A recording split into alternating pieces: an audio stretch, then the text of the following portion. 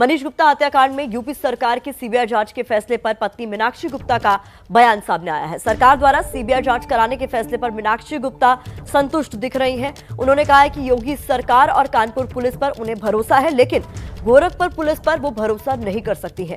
UP सरकार ने मनीष गुप्ता के परिवार को 40 लाख रुपए मुआवजा देने का ऐलान भी किया है। तो कुल मिलाकर सीबीआई जांच का जब भरोसा उन्हें दिया गया है, तो मनीष की पत्नी मीनाक्षी ने इस पर संतुष्टि जाहिर करते हुए कहा है कि उन्हें भरोसा है कि इंसाफ मिल पाएगा। तो कुल मिलाकर आपको ये भी बता दें कि अब तक इस मामले में जो भी आरोपी हैं, उन्हें गिरफ्तार नहीं किया गया। मीनाक्षी ने क्या कहा है, एक बार आपको सुनवाते हैं।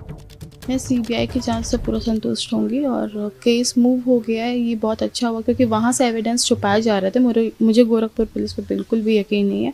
वो उनका साथ भी दे रही है, एविडेंस भी छुपा रही है, हर तरह उनका सपोर्ट कर रही है। बट मुझे सीएम जी पे यकीन है, वो ऐसा नहीं होने देंगे। मनीष को इंसाफ ज़रूर दिलाएंगे। गोरखपुर में मेरा सुहाग उजड़ा था, सीएम जी मेरा ज़रूर सपोर्ट करेंगे, उनका शहर है जी। उनने मुझे जो चेक दिया है 30 लाख का, वो भी मिल गया है। जॉब के लिए बोल ही दिया था, सारी चीज़ें हो रही हैं। सबसे अच्छा वो केस ट्रांसफ़र था, वो भी कल ही हो गया है। और आज एक टीम एसआईटी की निकल भी गई है, जिसमें मेरे परिवार के 2 लोग भी गए हैं, जिसमें वो मेरे एक देवर है और एक जिया जी हैं। गोरखपुर में हुए कारोबारी मनीष गुप्ता की हत्या के केस की यूपी सरकार ने सीबीआई जांच की सिफारिश कर दी है। यानी अब सीबीआई जांच में इस केस की सच्चाई सामने आने की संभावनाएं बढ़ गई हैं। माफ कीजिएगा।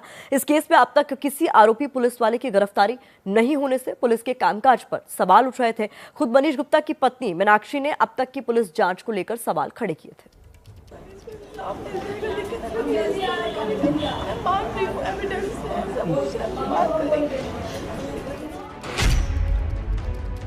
पति की संदिग्ध परिस्थितियों में 4 दिन पहले हुई मौत के बाद से मीनाक्षी गुप्ता की आंखों से आंसू थम नहीं रहे हैं। मीनाक्षी के ऊपर जैसे अचानक कोई पहाड़ टूट पड़ा।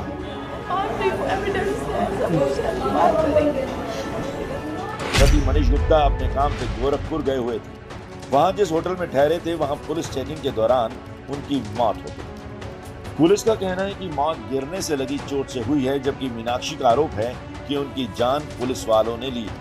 मीनाक्षी ने नामजद रिपोर्ट भी दर्ज करवाई, लेकिन अभी तक किसी की गिरफ्तारी नहीं होने से अब मीनाक्षी का पुलिस से भरोसा उठने लगा है। कल रात में भी मेरी बात हुई है और सीबीआई जांच तो कंफर्म है, इसमें मैं करा के रहूंगी। इस मामले में अभी भी सवाल यही बना हुआ है कि आखिर मनीष गुप्ता की मौत कैसे हुई। इस बारे में एबीपी न्यूज ने ढूंढ निकाला है उस दिन की घटना के चश्मदीद को। मनीष के दोस्त हरबीर उसी कमरे में थे जब यह घटना हुई। हरबीर के मुताबिक आधी रात को करीब 5-6 पुलिस वाले कमरे में आए और उनसे पहचान पत्र मांगने लगे। आपने नीचे देखी होगी, एक वीडियो वायरल हो रखी है सर, फोटो भी है जिसमें गुप्ता जी की ही आईडी है। सर उनके पास सारी आईडी थी, वो आईडी हमने जाने से पहले रिसेप्शन पे भी जमा कराई थी। तो सर ऐसा कुछ नहीं है, अगर आदमी हड़बड़ा के गिरेगा, अगर सामने से गिरेगा तो उसके सर ऐसे ऐसे यहाँ पे चोट लगेगी, पीछे गिरेगा तो यहाँ पे चोट लगेगी। सर इस तरह से उनका जैसे यहाँ पे होल बता रहे हैं, हाथों में डंडा बता रहे हैं, तो सर वो तो कैसे पॉसिबल है। चश्मदीद के मुताबिक पुलिस वालों की ओर से गाली गलौज और सामान फेंकने से बात इतनी बढ़ गई कि बात हाथापाई तक पहुंच गई और पुलिस वाले मनीष को जबरन अपने साथ लेकर नीचे चले गए। जब लौटे तो मनीष की हालत काफी खराब थी। ये तो पुलिस वाला पकड़ के लिफ्ट के पास नीचे फ्लोर पे खड़ा कर दिया उसने, ग्राउंड फ्लोर पे। जब लिफ्ट खुली तो देखा कि गुप्ता जी को घसीट के लेकर आ रहे थे। गुप्ता जी के नाक से ब्लड बह रहा था बहुत ज्यादा। घसीट के मतलब हाथों से खींच के उनके हाथ और गुप्ता जी बेहोशी की हालत में थे। बिल्कुल बेहोशी की हालत में सर, उनको कोई होश नहीं था। मैंने जैसे देखा कि गुप्ता जी को बिल्कुल भी होश नहीं था और उनको उनकी नाक से बहुत ज्यादा ब्लड बह रहा था। इस मामले में पुलिस की ओर से आईडी ना दिखाने की बात कही जा रही है, लेकिन इसे हरबीर सिरे से खारिज कर देते हैं। आपने नीचे देखी होगी, एक वीडियो वायरल हो रखी है सर, फोटो भी है जिसमें गुप्ता जी की ही आईडी है। सर उनके पास सारी आईडी थी, वो आईडी हमने जाने से पहले रिसेप्शन पे भी जमा कराई थी। तो सर ऐसा कुछ नहीं है, अगर आदमी हड़बड़ा के गिरेगा, अगर सामने से गिरेगा तो उसके सर ऐसे ऐसे यहाँ पे चोट लगेगी, पीछे गिरेगा तो यहाँ पे चोट लगेगी। सर इस तरह से उनका जैसे यहाँ पे होल बता रहे हैं, हाथों में डंडा बता रहे हैं, तो सर वो तो कैसे पॉसिबल है। सवाल कई, सबूत भी तमाम है और अब जांच सीबीआई को सौंपे जाने के बाद मीनाक्षी की उम्मीद और बढ़ गई कि उसके पति के हत्यारों को सजा जरूर मिलेगी। तो मनीष गुप्ता की हत्या कैसे हुई, किसने की, ये सवाल लगातार बने हुए। संजय त्रिपाठी हमारे साथ, हमारे सहयोगी बने हुए। संजय, इस पूरे मामले में भले ही सरकार ने कह दिया है कि सीबीआई इस मामले की जांच करेगी, इसके निर्देश दे दिए गए, लेकिन सबसे बड़ा सवाल तो यही है कि जो आरोपी पुलिस वाले हैं उनकी गिरफ्तारी अब तक क्यों नहीं हुई। बिल्कुल सवाल ये खड़ा होता है कि आखिरकार गिरफ्तारी क्यों नहीं हुई। और यही बात जो मीनाक्षी हैं, मनीष की पत्नी, वो भी कह रही हैं कि अगर 6 पुलिसकर्मियों के खिलाफ एफआईआर हुई है तो उनमें से एक भी व्यक्ति क्यों नहीं गिरफ्तार किया गया। यूपी पुलिस तो दम ठोकती है कि हम हर बड़े जो घटना होती है उसके मुलजिमों को, आरोपियों को गिरफ्तार करते हैं, ताबड़तोड़ कार्रवाई करते हैं, लेकिन इस मामले में आखिरकार गिरफ्तारी क्यों नहीं हो रही है। सीबीआई जांच के लिए भेज दिया गया पूरे मामले को, और आप समझिए मुख्यमंत्री योगी आदित्यनाथ का गृह जनपद है, वहाँ किस तरह की पुलिस कार्रवाई कर रही है, वो अपने आप में तमाम सवाल खड़े करता है। इसी तरह का एक ताज़ा मामला और मैं आपको प्रतिमा बताना चाहता हूँ, बुलंदशहर का भी है।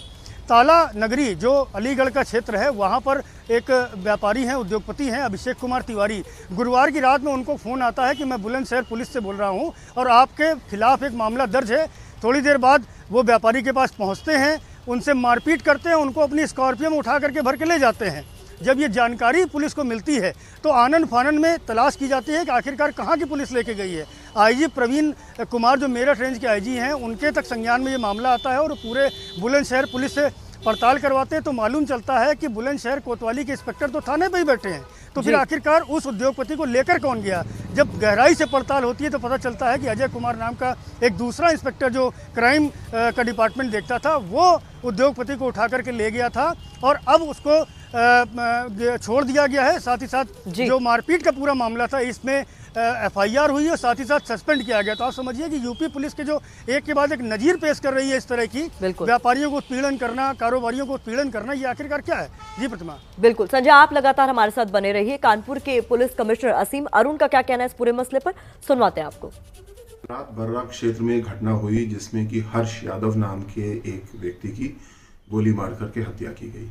इसकी विवेचना की गई, इसमें पाया गया कि शिवेंद्र यादव नाम का एक इसी का साथी है, जिसके साथ नशेबाजी को लेकर के कहासुनी हुई, झगड़ा हुआ और इसने हत्या की। अभी जल्दी सुबह इसको दबिश दे करके पकड़ा गया है एक साहसिक भीड़ में और शिवेंद्र को बर्रा थाने पे लाया गया है। इससे पूछताछ चल रही है। अभी तक की प्राप्त जानकारी के अनुसार दोनों मृतक भी और मारने वाला भी समाजवादी पार्टी से संबंधित है।